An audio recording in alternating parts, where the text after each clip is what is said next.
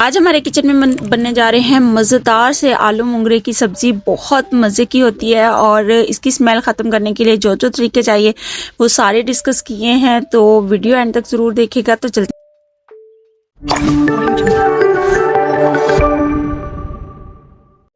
بسم اللہ الرحمن الرحیم. السلام علیکم میں یوٹیوب فیملی. تو کیسے ہم سب لوگ, امید ہے سب خیریت سے ہوں گے.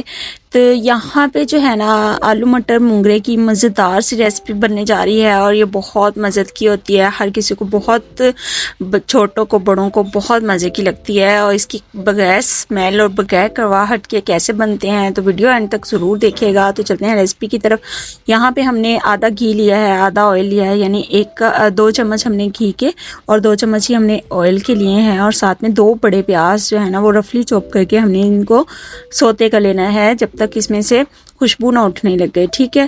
اب اس کے بعد جو ہے نا وہ ہم نے اس میں ایڈ کرنا ہے 1 چمچ زیرہ. پیاز فرائی کرتے ہوئے زیرہ ڈالیں تو زیرے کی خوشبو بہت اچھی سی مل کے جو ہے نا وہ شامل ہوتی ہے مسالے میں, گریوی میں. تو یہ ایسا ضرور کیا کیجئے کیونکہ میں کرتی ہوں, آپ بھی کر لیا کریں کیونکہ بہت مزے کی ہے. یہ میرا پرسنل ایکسپیرینس ہے, بہت مزے کی خوشبو آتی ہے. اچھا, تو یہاں پہ جو ہے نا ہم نے اس میں ایک چیز ایڈ کرنی ہے. جب پیاز فرائی ہو رہے ہوں گے تو یہاں پہ ہم نے ایک ہری پیاز جو ہوتی ہے جس سے اسپرنگ انین بولتے ہیں وہ ہم نے تھوڑا سا ایڈ کرنا ہے. یہ تقریباً 2 گٹھیاں تھیں, وہ ہم نے اس میں سے تھوڑا سا ایڈ کرنا ہے. اور یہ سردیوں کی سبزیوں میں جب سیزن ہو اس کا تو لازمی اس کو یوز کیا کیجئے کیونکہ اللہ تعالیٰ کی یہ بے شمار نعمتوں میں سے ایک نعمت ہے اور اس کا ٹیسٹ بھی بہت بالا ہوتا ہے. ہمارے گھر میں تو الحمدللہ یہ ساری چیزیں جو ہے نا جب موسم کی آتی ہیں تو یہ ضرور ہوتی ہیں. یہاں پہ یہ فرائی ہو چکا تھا تو اس کے ساتھ ہم نے یہ مسالے کا سامان ہے, تھوڑا لہسن, ادرک اور ہری مرچیں ہیں 7 سے 8 عدد, یہ ہم نے چوپ کر لی تھی. اس کے بعد یہ ڈرائی اسپائسیز ہیں, نمک ہے, لال مرچ ہے, ہلدی ہے اور کٹا ہوا دھنیا, کٹی ہوئی لال مرچ ہے. یہ ہم نے جو ہے نا اس میں ایڈ کرنی ہے. تو یہاں پہ مسالہ اچھے سے فرائی ہو چکا تھا پیاز والا اور اس کے ساتھ ہم نے یہ ساری چیزیں اس میں ایڈ کر دی. اب اس کو ایڈ کر کے اس کی کچی اسمیل ختم ہونے تک ہم نے ان کو بھوننا ہے. لہسن ادرک آپ الگ سے ڈال دیں, کوئی ایشو نہیں ہے.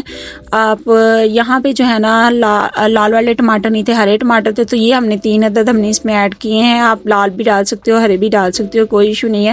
تھوڑا سا ٹیسٹ میں فرق ہوتا ہے, یہ کھٹاس میں تھوڑے سے زیادہ ہوتے ہیں تو ہمیں کھٹاس تھوڑی سی چاہیے ہوتی ہے اس کی اسمیل کو ختم کرنے کے لیے مونگروں کی, اور مونگروں کی جو تیزی کی وہ خوشبو ہوتی ہے وہ ختم کرنے کے لیے ہمیں تھوڑا سا اس کو کھٹا پن کی طرف ہی لے کے جانا ہوتا ہے. تو اس لیے بیسٹ رہتے ہیں آئی تھنک یہ گرین والے ٹماٹر.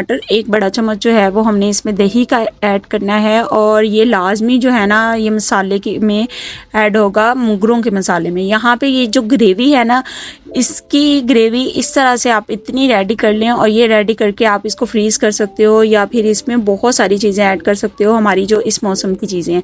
یہاں پہ ٹماٹر اور جو کیا کہتے ہیں اسے مونگرے وہ ہم نے دھو کے اس میں رکھ لیے ہیں. یہاں پہ ہمارا جو ایڈ ہو چکا تھا مزے کا جو گریوی ہے وہ تیار ہو چکی تھی, تو یہ ہم نے اس میں مٹر اور جو مونگرے ہیں نا وہ ہم نے ایڈ کر لیے ہیں.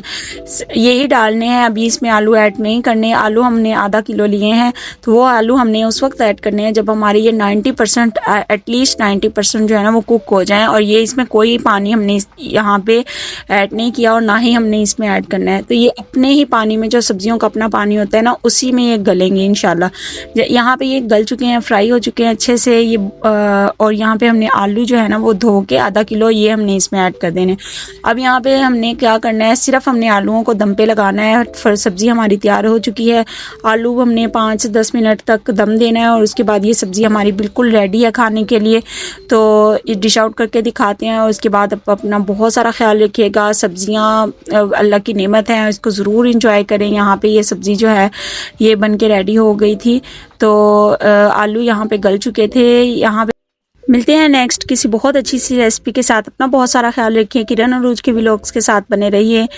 تو اللہ حافظ.